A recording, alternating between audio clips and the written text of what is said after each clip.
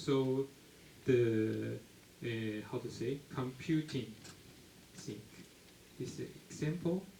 And the NRT, they mean in the network, we can create a lot of paths from the transmitter to the receiver with how to say relay or some reflector.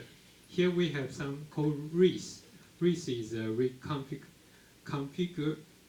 reconfigurable intelligent surface that we can control the reflection, and also we have analog radio on fiber, and so we can put a lot of like the transmit access point.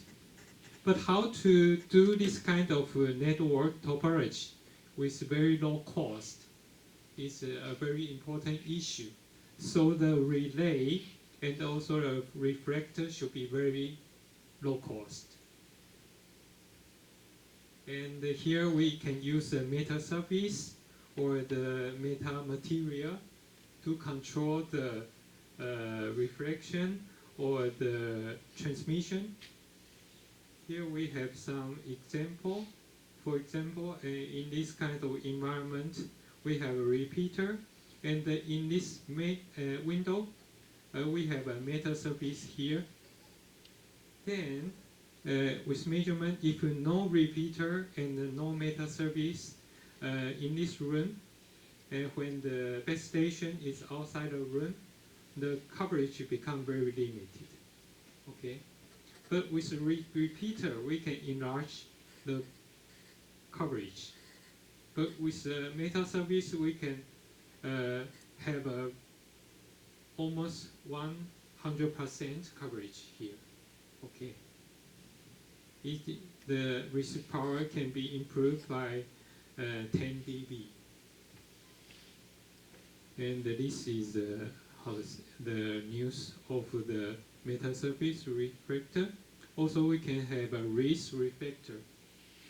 And this exam, here we have this kind of environment. This is a transmitter, the base station. And here is the area of the receiver. We can see if without the RIS, this area cannot be cannot receive the signal. This is non-loss area. That means it cannot see the direct path of the signal. But if we have a reflector, the RIS here, we can beamforming to this kind of area. We can improve the coverage with this kind of technology.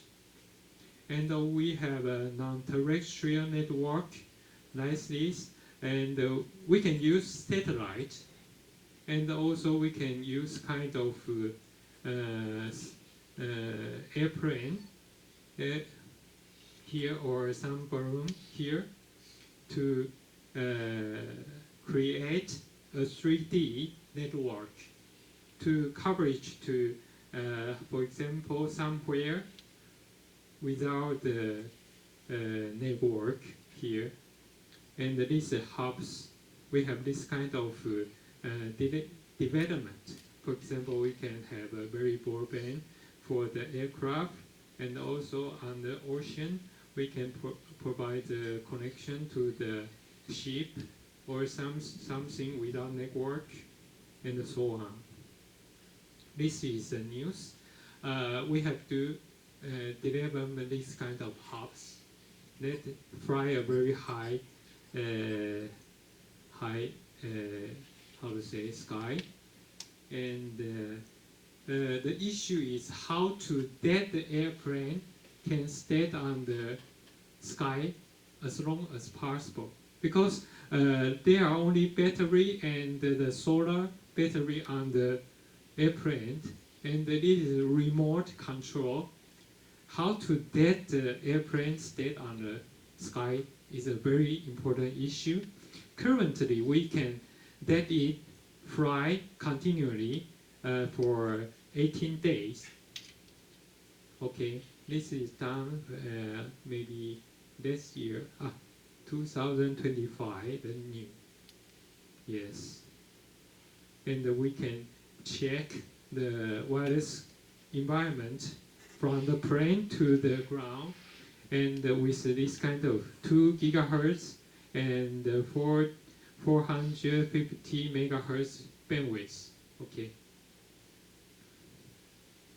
And we also do a lot of different trial with different company. For example, the Nokia, NEC, and also Fujitsu, Fushitong, and also Ericsson, Keysight.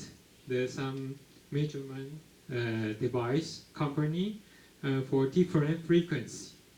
For example, the sub 6 gigahertz band, and also mid bands, and also millimeter wave, also terahertz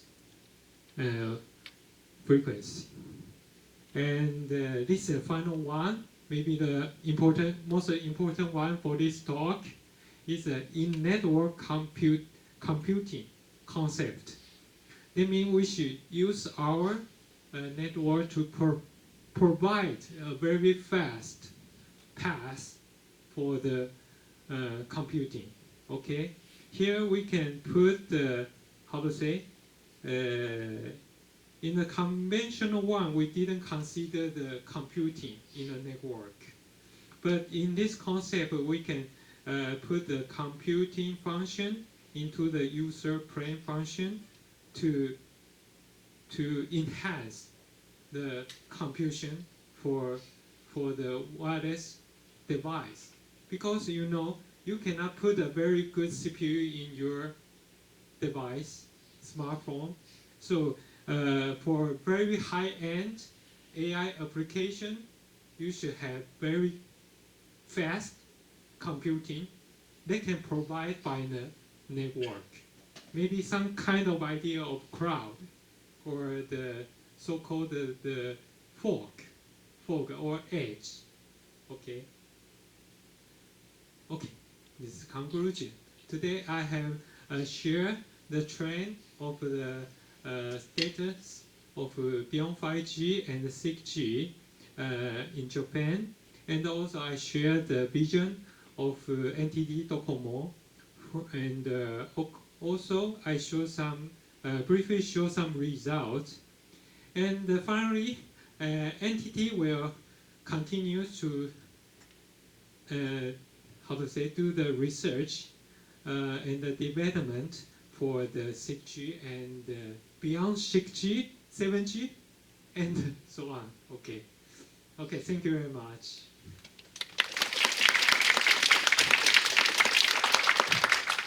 Very sorry for overtime.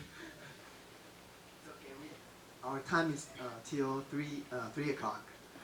So we have about 20 minutes for questions. So, is there any question from the audience that you'd like to ask Dr. Cheng from NTT DOCOMO? 有没有同学想要问张教授有什么问题的？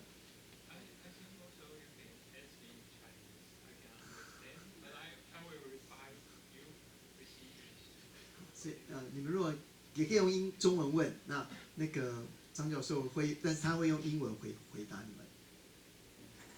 你们是那位直接问就可以。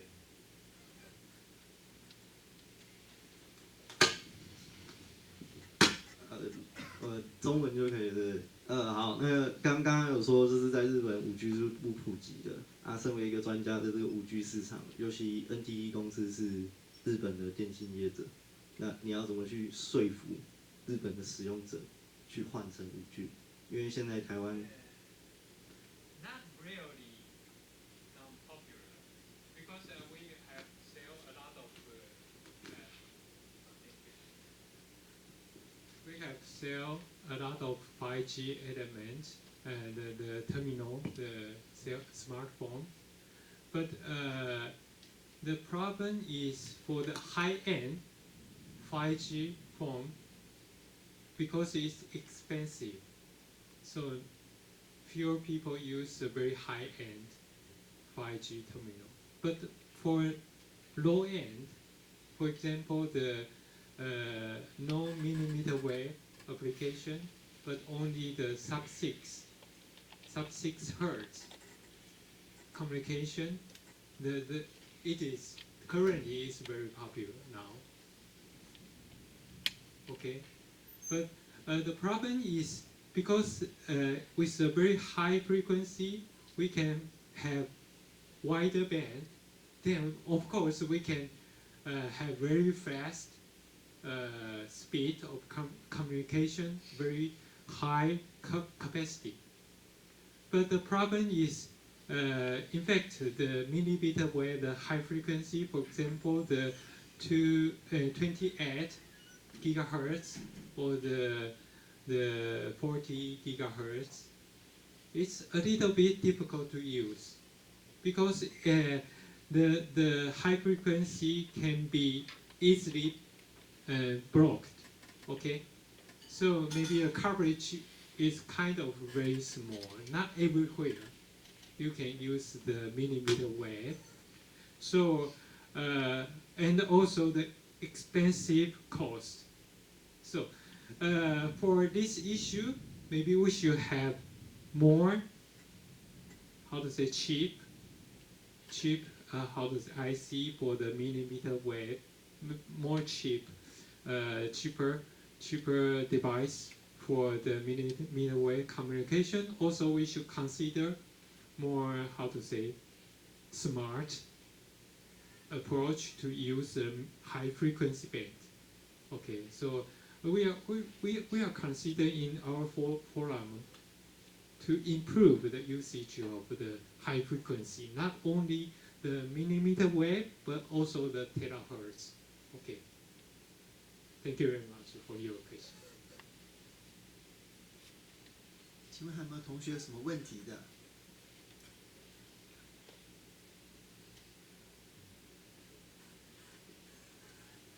Okay, thank you for the wonderful talk.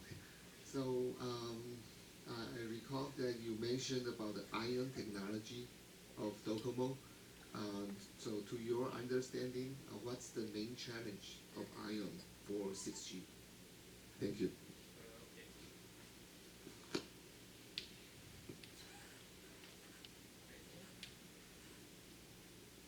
In fact, ION is proposed by NTT, not NTT Docomo.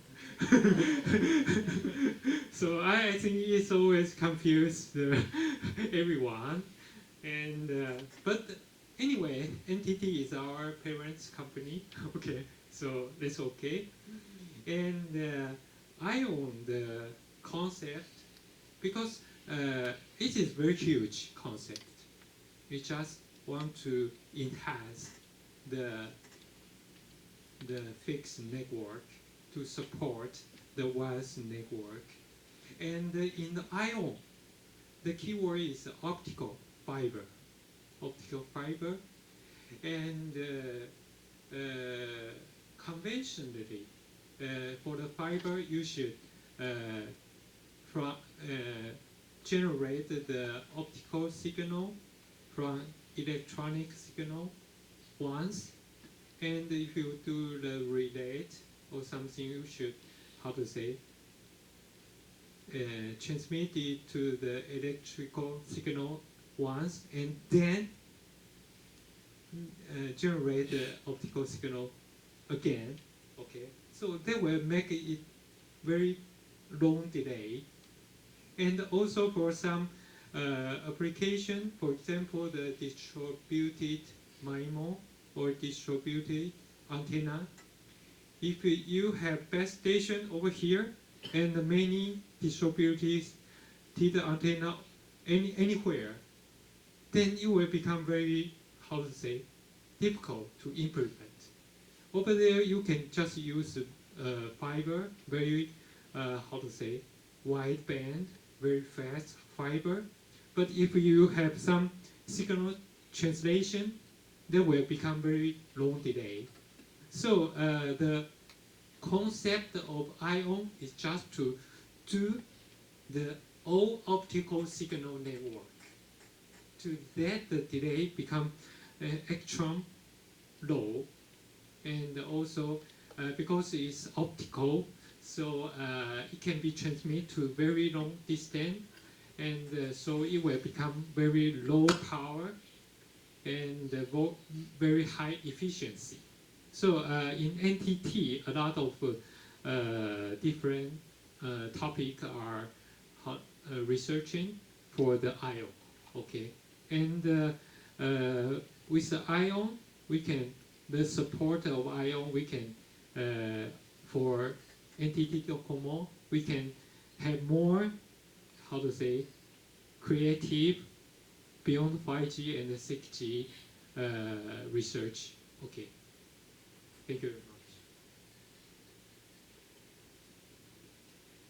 还有同学要问问题的吗？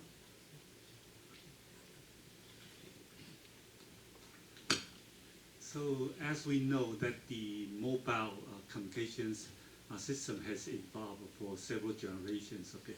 But for the first few generations, we can see that there's a significant kind of technology innovations, okay, from one generation to another generation. For example, from 1G we have FDMA, then to the TDMA in the second generation. And then we have WCDMA for the third generation, and then OPM. So the first few generations evolutions, we can just see some significant technology advancement from generation to generation.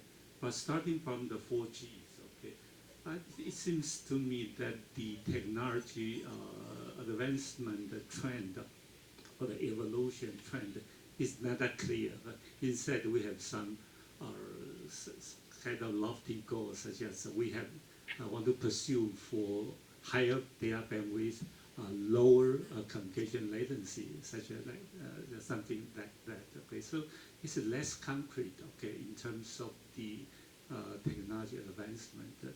So I'm just wondering. Okay, starting from the 5G, and we are talking about the 6Gs and 7Gs. Okay, instead of pursuing these kind of the I should say technical parameters. Okay, should we focus more on from the applications point of aspects, such as the 6G should be for what particular specific applications? Because application is actually the driving force for a new generation of communications. Okay, otherwise, okay, if you have the 5G technology, but if you cannot find the kind of the killer applications, okay, the demand will be still very low. So instead of pursuing the advances of the technologies, okay, I'm not sure whether we should kind of change the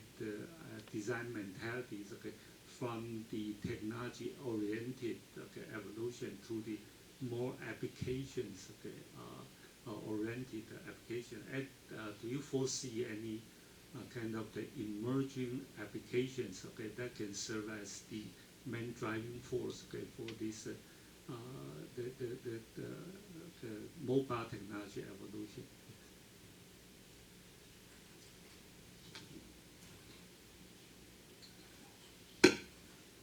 Thank you very much for your very good question and a very difficult question.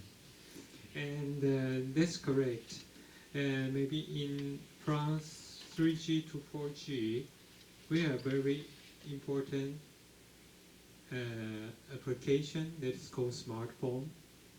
And so it just become very, how to say, the export, the how to say, our usage. But behind that, in these years, we have internet, and also we have a lot of the increased, how to say, contents in the internet. So everyone want to surf on the internet, want to surf on the internet, and also with a smartphone, we can to check the internet everywhere. And also we have PDA in this year, the personal digital assistant.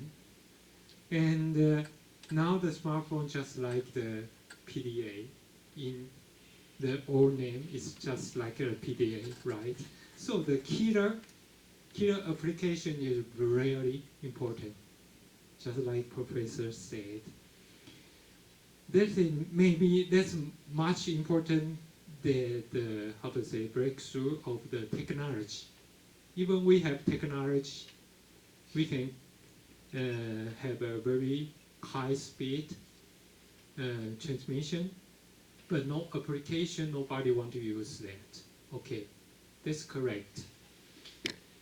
And for the technology, some professor, I just hear how to say a professor from England, the United Kingdom, he say, you give me very wide band, I can give you very high speed.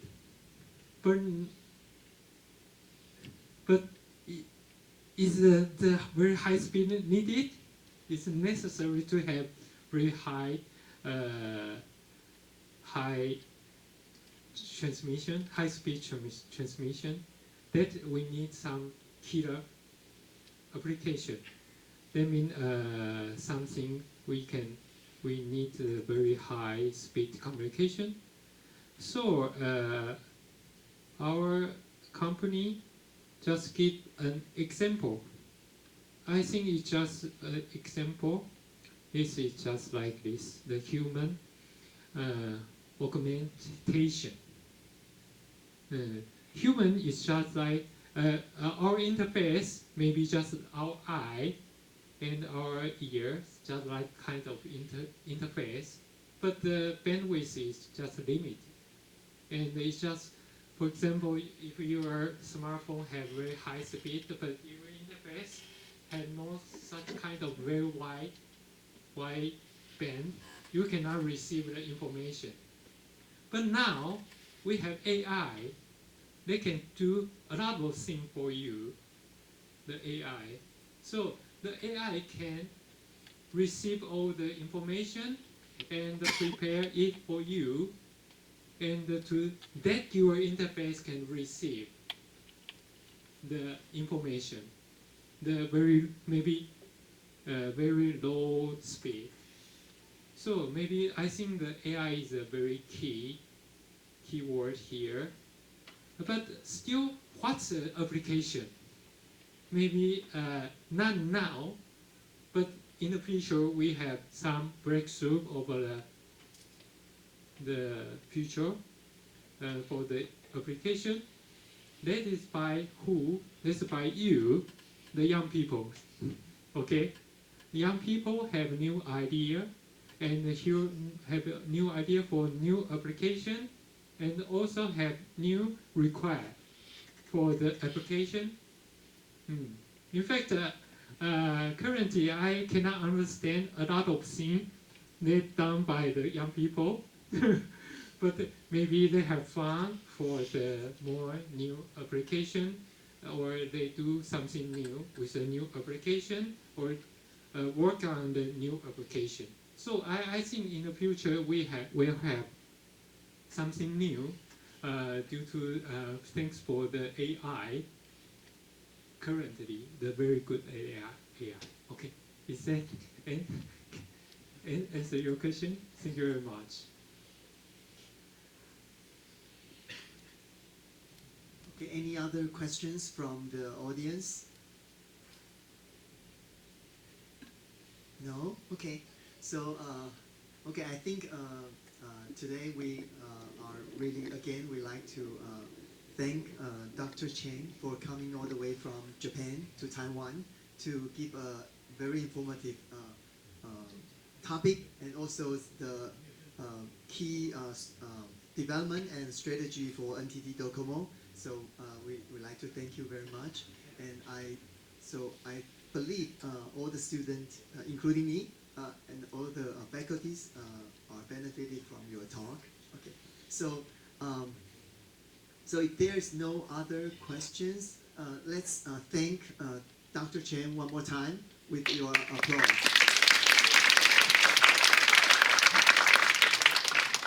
Okay, so maybe we can take a group photo with Dr. Chen.